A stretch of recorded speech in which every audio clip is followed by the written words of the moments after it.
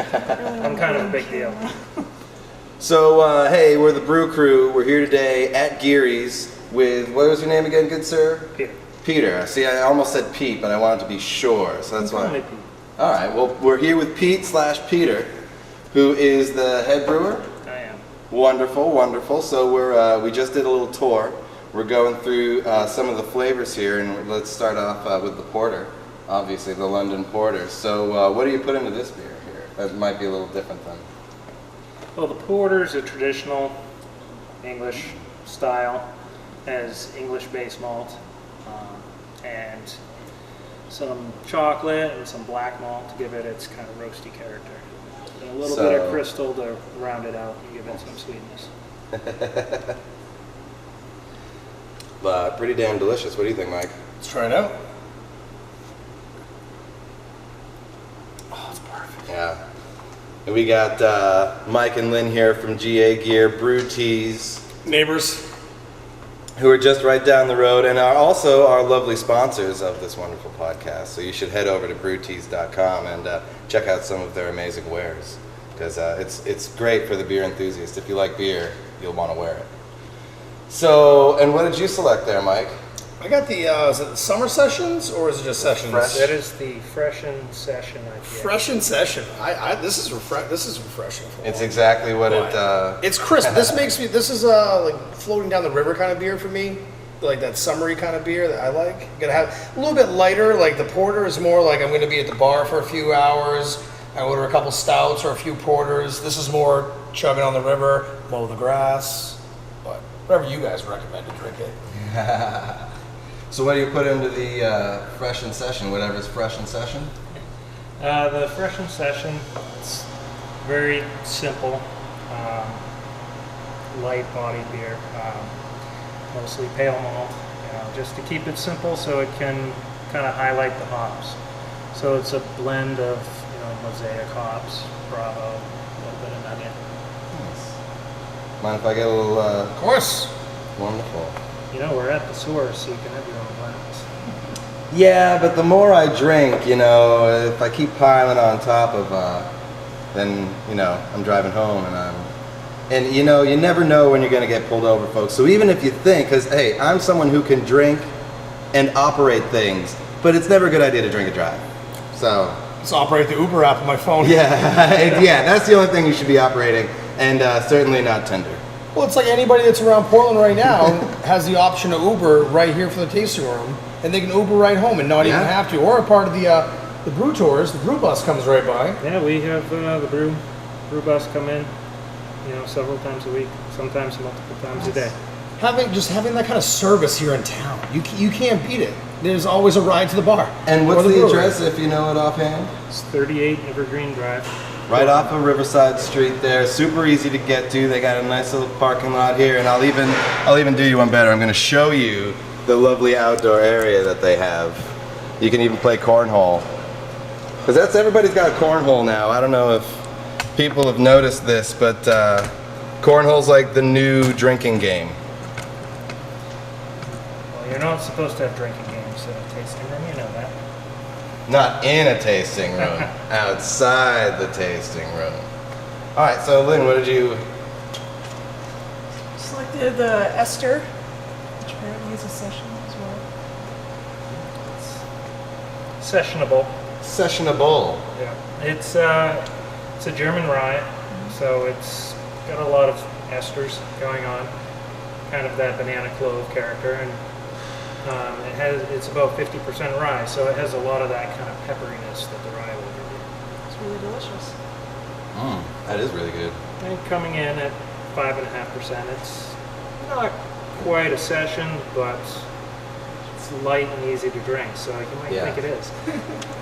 So, tell me what a session is. What defines a session?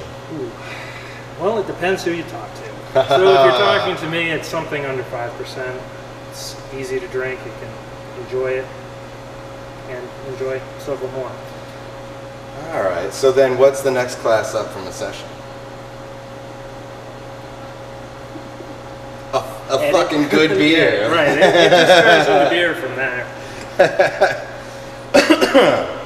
You know, just trying to figure out what all the labels are Well, there here. are too many labels to keep track of. I just make beer that I like to drink. You know? See, that's a good philosophy to go about it with. Because I like pretty much all styles. What would you say your absolute favorite? If you could only have one beer for the rest of your life, what would you pick? That's not a fair question. Of course it's a fair question. I'm asking it.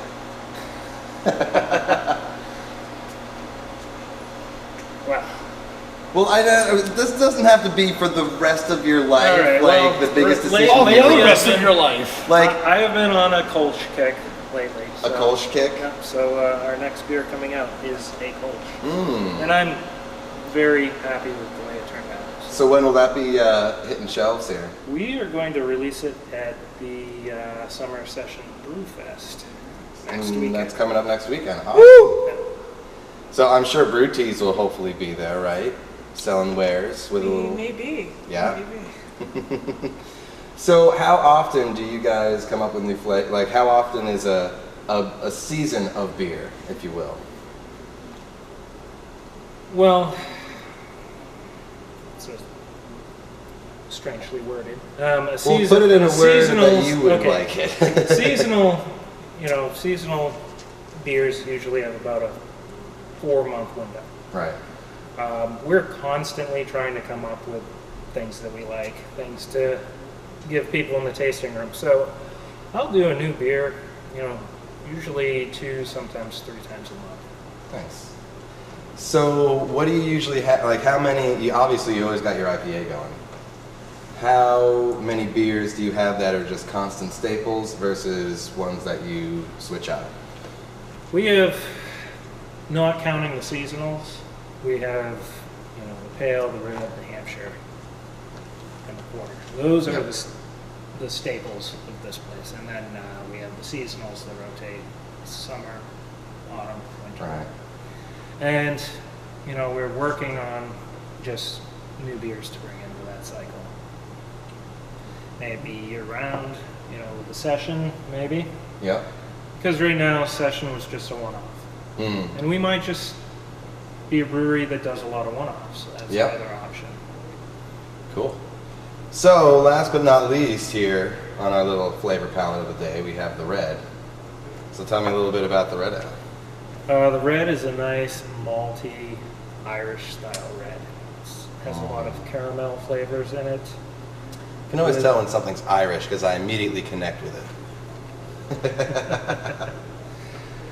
The hops are very English, so it has that earthy hoppiness to it, but it's more balanced towards the sweetness. Mhm. So you get that malt, full-bodied malt flavor with just enough hops to balance it out, so it's Yep. not sickly sweet.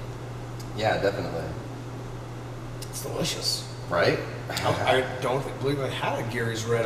I'm a Hampshire style guy. At certain places I go to, I always just HSA. It's second nature in certain places. That I got one there the first time I went there. Old Port Tavern would be one example. There, you don't see it in every single place in town on draft, and they have it there.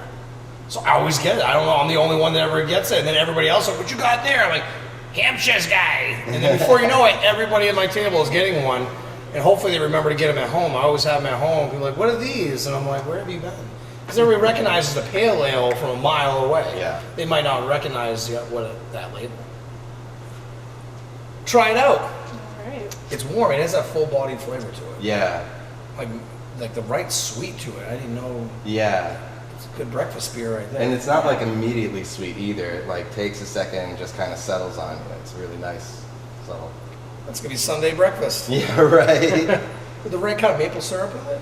Maple sauce. I would say if you can pair your beer with a side of bacon and have that match, then you've figured out life, the essence of happiness, right there. So I have to find the proper beer to go with bacon. Yeah. That's the All beer challenge. goes with bacon. Yeah, exactly. That's the thing. I mean, unless it's a bad beer, it probably will go with bacon. So. We missed out on our ghost pepper smoked porter. That's what I Ooh. heard. I heard that there were even people being like, coming over just for that. Like, hey, where's the ghost pepper? I'm sorry, not. All right, see you later. Yeah, we poured the last of it next door at the Allagash Street Fair. Oh yeah. People either loved it or hated it. Huh. And people that loved it enjoyed 3 kegs of it there. So Do you think it'll make a repeat it might appearance? make a comeback. We'll see about that. That Yeah. might be a winter beer. Yeah. And warm people up in Yep. January. And something that pairs well with a nice spicy taco, maybe. Or Sunday River. I mean, that's what Yeah, it sounds yeah. like. You come After hitting the coming mountain off all the day, slopes, you a need ghost something pepper to sounds just, great. like, right to the face. It's gonna heat you right up. Ghost pepper. To the face.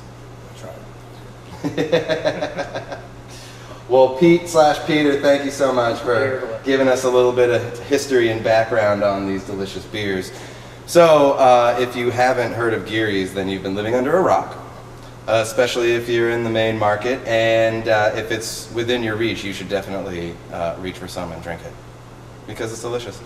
So, that's what we have today for the Brew Crew. We'll catch you guys next time.